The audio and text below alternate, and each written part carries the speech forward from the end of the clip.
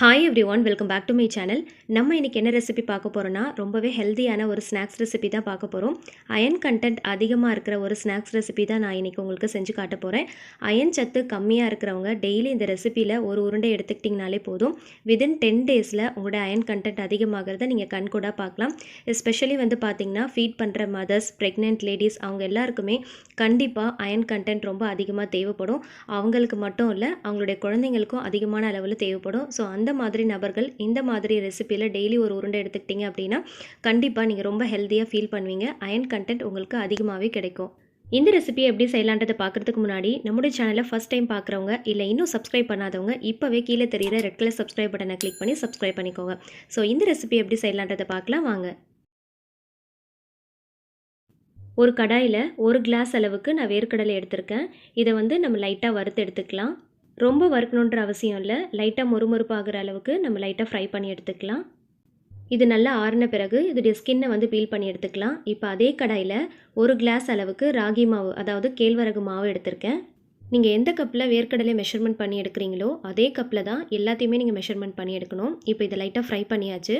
இதோடைய வாசனை வர்ற அளவுக்கு நம்ம ஃப்ரை பண்ணாலே போதும்.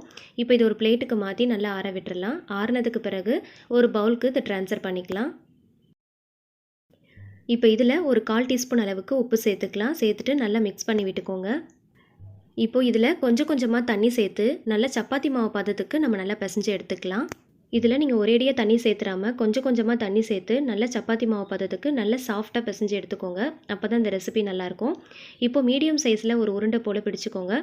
இதை இந்த மாதிரி ஒரு பாலித்தீன் கவர் யூஸ் பண்ணியோ இல்லைனா வாழை இலை யூஸ் பண்ணியோ இந்த மாதிரி நம்ம தட்டிக்கலாம். இப்போ ராகி மாவு அடைலாம் செய்வோம் இல்லையா, அந்த மாதிரி ஷேப்புக்கு நம்ம நல்லா ரவுண்டாக தட்டி எடுத்துக்கலாம்.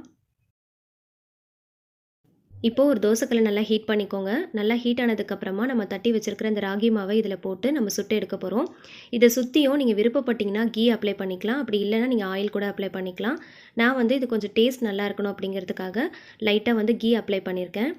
இது 2 பக்கமும் திருப்பி போட்டு நல்லா பொன்னிறம் ஆகிற வரைக்கும் நம்ம சுட்டு எடுத்துக்கலாம். நீங்கள் ஆயிலுக்கு பதிலாக கீ அப்ளை பண்ணி இந்த மாதிரி சுட்டு எடுத்தீங்க அப்படின்னா டேஸ்ட் ரொம்ப நல்லாயிருக்கும். இதே மாதிரி நம்ம தட்டி வச்சுருக்கிற எல்லாத்தையுமே சுட்டு எடுத்துக்கலாம்.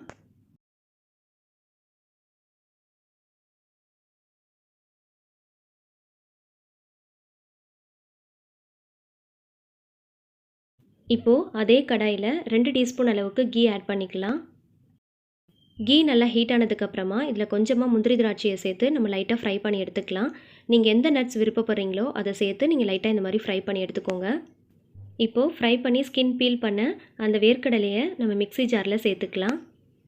இப்போ இது கூடவே ஒரு கிளாஸ் அளவுக்கு பாகு வெல்லம் எடுத்திருக்கேன். பாகு வெல்லத்தை நல்லா பொடி பண்ணி கரெக்டாக ஒரு கிளாஸ் அளவுக்கு அளந்து எடுத்துக்கோங்க. அதையும் இந்த மிக்ஸி ஜாரில் சேர்த்து இதை பல்ஸ் மோடில் நம்ம பொடி பண்ணி எடுத்துக்கலாம்.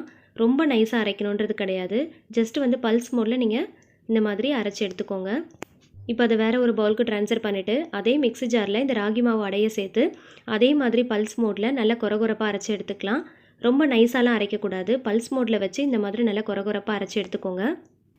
இப்போது நம்ம பவுடர் பண்ணி வச்சுருக்கிற எல்லாத்தையுமே இந்த வறுத்து வச்சுருக்கிற முந்திரி திராட்சையில் சேர்த்துக்கலாம். இப்போ இது கூடவே டேஸ்ட்டுக்காக ஒரு 2 டேபிள் ஸ்பூன் அளவுக்கு கீ ஆட் பண்ணியிருக்கேன்.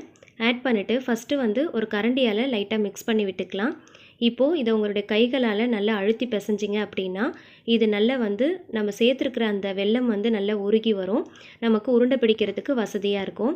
தண்ணிலாம் நீங்கள் எதுவுமே சேர்க்கக்கூடாது. நீங்கள் அழுத்தி பிசைஞ்சாலே நம்ம சேர்த்துருக்கிற அந்த வெல்லமே உருகி கரெக்டான பதத்துக்கு வரும். நீங்கள் உருண்டை பிடிக்கிறதுக்கு முன்னாடி லைட்டாக நல்லா கீயோ இல்லை ஆயிலோ அப்ளை பண்ணிவிட்டு இந்த மாதிரி உருண்டை உருண்டையாக பிடிச்சி எடுத்துக்கலாம். நீங்கள் ஆயிலுக்கு பதிலாக கீ அப்ளை பண்ணிவிட்டு உருண்டை பிடிச்சிங்க அப்படின்னா டேஸ்ட் ரொம்பவே நல்லாயிருக்கும். அவ்வளோதாங்க, அயன் கண்டென்ட் ரொம்பவே அதிகமாக இருக்கிற இந்த சிமிலி உருண்டை ரெசிபி ரொம்பவே சூப்பராக தயாராகிடுச்சு.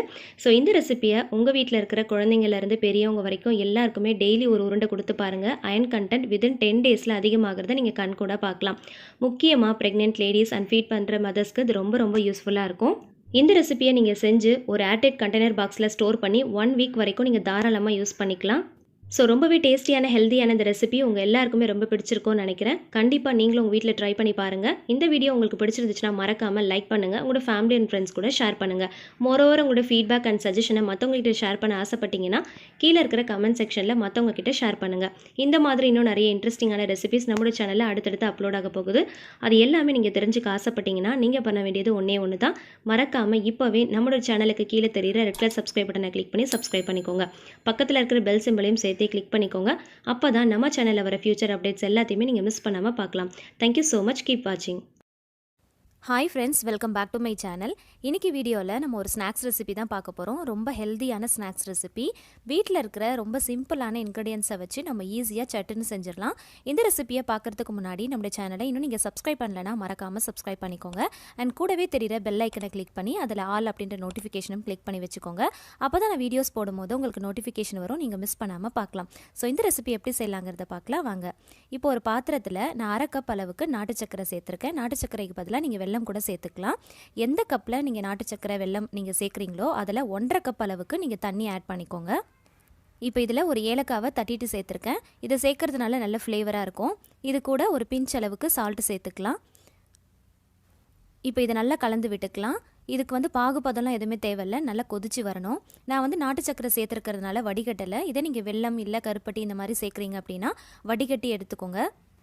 இப்போ இது நல்லா கொதிச்சு வர்றப்போ ஸ்டவ் ஆஃப் பண்ணிவிட்டு 1/2 கப் அளவுக்கு அரிசி மாவு, 1/4 கப் அளவுக்கு ரவை சேர்த்துக்கலாம். ஸ்டவ் ஆஃப் பண்ணிட்டு தான் நீங்கள் சேர்க்கணும். சேர்த்ததுக்கப்புறமா நல்லா கலந்து விட்டுக்கோங்க. ஸ்டார்டிங்கில் ரொம்ப தண்ணியாக இருக்கிற மாதிரி இருக்கும். இது நல்லா தண்ணியை இழுத்ததுக்கப்புறம் பார்த்தீங்கன்னா இந்த அளவுக்கு நல்லா கெட்டி ஆயிரும். ஸோ அதனால் நீங்கள் எக்ஸ்ட்ராலாம் தண்ணி எதுவுமே ஆட் பண்ண தேவையில்லை. 1/2 கப் அளவுக்கு தண்ணி கரெக்டாக இருக்கும். கொஞ்ச நேரத்துலேயே பார்த்தீங்கன்னா இந்த மாவு ரவை எல்லாமே இந்த தண்ணியை நல்லா உறிஞ்ச ஆரம்பிச்சிடும், நல்லா கெட்டி ஆயிரும். நல்லா மிக்ஸ் பண்ணி விட்டுக்கலாம். இப்போ இதில் ஒரு கேரட்டை துருவிட்டு சேர்த்துருக்கேன். நீங்கள் கேரட்டுக்கு பதிலாக ஆப்பிள், பீட்ரூட் இந்த மாதிரி எது வேணுனாலும் நீங்கள் துருவிட்டு சேர்த்துக்கலாம். நல்லா ஸ்வீட்டாக இருக்கிற மாதிரி பார்த்துக்கோங்க. இப்போ இது நல்லா ஒரு தடவை மிக்ஸ் பண்ணி விட்டுக்கலாம். இப்போ ஒரு கடாயில் 1 டீஸ்பூன் அளவுக்கு கீ ஆட் பண்ணியிருக்கேன். ஒரு கைப்பிடி அளவுக்கு வேர்க்கடலை ஆட் பண்ணிக்கலாம். இப்போ இது கூடவே 1/2 கப் அளவுக்கு துருவின தேங்காய் ஆட் பண்ணிக்கலாம். இது கூட கட் பண்ண பாதாம், முந்திரி இது ரெண்டுமே நான் ஆட் பண்ணியிருக்கேன். நீங்கள் எந்த நட்ஸ் விருப்பப்படுறீங்களோ அதை கட் பண்ணிவிட்டு சேர்த்துக்கலாம். இதை நல்லா பொன்னிறம் ஆகிற வரைக்கும் நல்லா வறுத்து விட்டுக்கோங்க. இந்த மாதிரி வறுத்துட்டு சேர்க்கறதுனால நல்ல ஃப்ளேவராக இருக்கும். இது ஓரளவுக்கு வதங்கினதுக்கப்புறமா ஒரு கைப்பிடி அளவுக்கு கிஸ்மிஸ் பழம் சேர்த்துருக்கேன். இதையும் நல்லா வறுத்து விட்டுக்கலாம். இது சிம் ஃப்ளேமில் வச்சு தான் நீங்கள் வறுத்து எடுக்கணும். நல்லா பொன்னிறமாக ஆனதுக்கப்புறமா இதை அந்த மாவு கூட நம்ம சேர்த்துடலாம். இந்த அளவுக்கு கலர் சேஞ்ச் ஆனதுக்கப்புறமா நம்ம இந்த மாவு கூட சேர்த்துடலாம். நீங்கள் சிம் ஃப்ளேமில் வச்சு தான் வறுத்து எடுக்கணும். இப்போ இது கூட சேர்க்குறப்போ நல்லா ஃப்ளேவராக இருக்கும், டேஸ்ட்டும் ரொம்ப நல்லாயிருக்கும். நம்ம இதை கடிச்சு சாப்பிட்றப்போ நல்லா க்ரன்ச்சியாக இருக்கும். இப்போ நல்லா ஆறுனதுக்கப்புறமா நல்ல கையால் நல்லா அழுத்தி பிசைஞ்சிக்கோங்க. எல்லா இடத்துலையுமே அந்த நட்ஸ் எல்லாமே பரவுற மாதிரி நல்லா அழுத்தி பிசைஞ்சு விட்டுக்கோங்க. அவ்வளோதான். இப்போ அதை நல்லா பிசைஞ்சாச்சு. இதை கை பொறுக்கிற சூடு இருக்கும் போதே நம்ம தட்டி எடுத்துடலாம். இந்த மாதிரி ஒரு பாலித்தீன் கவர் அப்படி இல்லைனா வாழை இலையில் நைட்டாக கீ இல்லைனா ஆயில் அப்ளை பண்ணிக்கோங்க. நான் கீ அப்ளை பண்ணியிருக்கேன். ஒரு கைப்பிடி அளவுக்கு நல்ல பெரிய உருண்டையாக எடுத்து நல்லா அழுத்தி தட்டி விட்டுக்கலாம். எந்த அளவுக்கு மெலிசாக தட்ட முடியுமோ அந்த அளவுக்கு தட்டிக்கோங்க.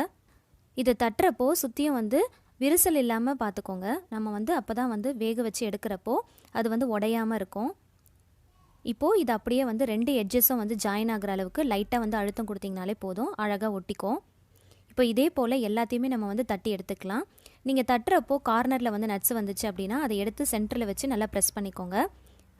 தட்டுறப்போ விரிசல் இல்லாமல் பார்த்துக்கோங்க. அப்போ தான் நம்ம வேக வச்சு எடுக்கிறப்போ உடையாமல் இருக்கும். இதே நீங்கள் வாழை இலையில் தட்டி எடுக்கிறீங்க அப்படின்னா அந்த வாழை இலையோடு சேர்த்து வச்சு நீங்கள் வேக வைக்கலாம். நல்ல டேஸ்ட்டாக இருக்கும், ரொம்ப ஹெல்த்தியும் கூட. இப்போ இதை இட்லி பாத்திரத்தில் வச்சு நான் வேக வைக்க போகிறேன். கொஞ்சமாக தண்ணி வச்சுட்டு ஸ்டீமர் பிளேட்டில் வச்சு நான் வேக வைக்கிறேன்.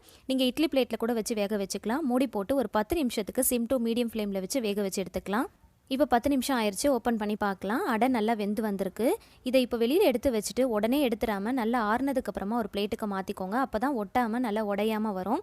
ரொம்பவே டேஸ்டியான ஹெல்த்தியான அடை ரெசிபி ரெடி ஆயிடுச்சு. ரொம்ப ஸ்வீட்டாக இருக்கும். இதில் நம்ம ரொம்ப ஹெல்த்தியான பொருட்கள் வச்சு தான் செஞ்சுருக்கோம். நாட்டு சக்கரை, கேரட், நட்ஸ் இந்த மாதிரியான பொருட்கள் வச்சு தான் செஞ்சுருக்கோம். ரொம்ப சாஃப்டாக இருக்கும், ரொம்ப ஸ்வீட்டாக இருக்கும். ஸோ கண்டிப்பாக உங்கள் வீட்டில் இருக்கிற கிட்ஸுக்கு செஞ்சு கொடுங்க. ரொம்பவே லைக் பண்ணி என்ஜாய் பண்ணி சாப்பிடுவாங்க. ரொம்ப ஈஸியாக வீட்டில் இருக்கிற ஹெல்த்தியான சிம்பிளான இன்க்ரீடியன்ஸ் வச்சு பண்ணக்கூடிய இந்த ஈவினிங் ஸ்நாக்ஸ் ரெசிபியை கண்டிப்பாக நீங்களும் ட்ரை பண்ணி பாருங்கள். பார்த்துட்டு எப்படி வந்துச்சுன்றதை உங்களோட ஃபீட்பேக்கை கமெண்ட் செக்ஷனில் மற்றவங்க கிட்ட ஷேர் பண்ணுங்கள். இந்த ஸ்நாக்ஸ் ரெசிபி உங்களுக்கு பிடிச்சிருந்துச்சுன்னா மறக்காமல் லைக் கொடுங்க. உங்களோட ஃபேமிலி அண்ட் ஃப்ரெண்ட்ஸ் கூட ஷேர் பண்ணுங்கள். மறக்காமல் நம்மளோட சேனலை சப்ஸ்கிரைப் பண்ணிட்டு தொடர்ந்து சப்போர்ட் பண்ணுங்கள். Thank you so much. கீப் வாட்சிங்.